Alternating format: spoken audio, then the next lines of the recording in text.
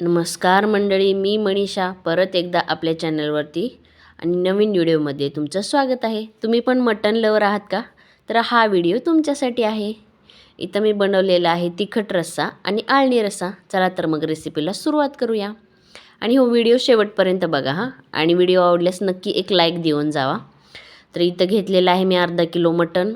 त्याला व्यवस्थित हळद आणि मीठ लावून मी एक अर्धा तास कमीत कमी त्याला ठेवलेलं होतं.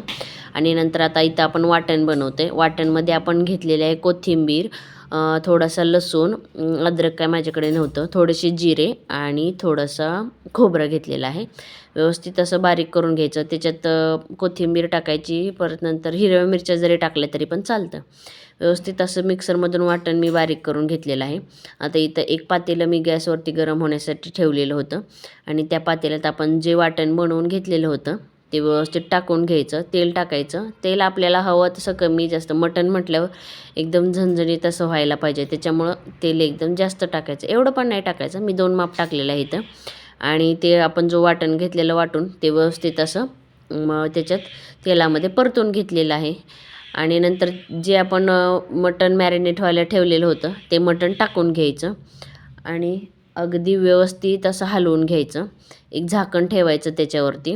लगेच पाणी नाही ओतायचं. त्या झाकणात पाणी ओतलं तरी पण चालतं. म्हणजे गरम पाणी वापरायचं आपण त्या भाजीसाठी, मटण शिजण्यासाठी. गरम पाणी वापरलं तर लगेच मटण शिजतं. थंड पाणी वापरलं तर जास्त टाईम लागतो त्याला शिजायला. आता हे मटणाचं आपलंच पाणी सुटलेलं आहे बरं का.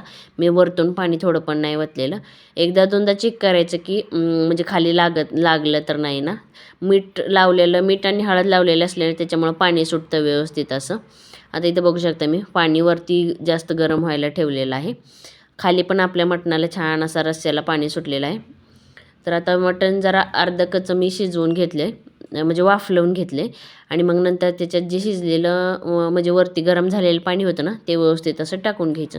आणि गॅस कमी जास्त आपल्या ह्याच्यावर ठेवू शकता आपण. आता इथं मी शिजलं आहे का नाही बघण्यासाठी मी थोडंसं काढून घेतलेलं होतं.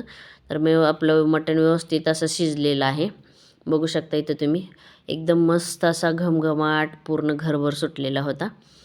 आणि इथं शिजलेलं मटण आता इथं हा आळणी रस्सा आपला तयार आहे. तो आळणी रस्सा मी एका पातेल्यात काढून घेते. बघू शकता इथं तुम्ही.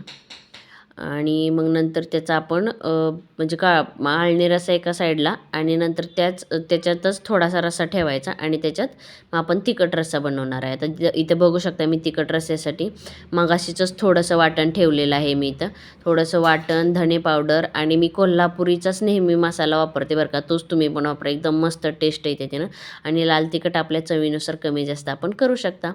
आणि रस्स्याला थोडासा घट्टसरपणा येण्यासाठी आपण थोडंसं ज्वारीचं पीठ पण टाकणार आहोत त्याच्यासाठी. आणि इथं तयार आहे आपला मटणाचा तिखट रस्सा. व्हिडिओ कसा वाटला मला नक्की कमेंट करून सांगा. आणि व्हिडिओ आवडल्यास आपल्या व्हिडिओला एक लाईक द्या आणि आपल्या चॅनलला सबस्क्राईब करा. व्हिडिओ बघितल्याबद्दल थँक्यू.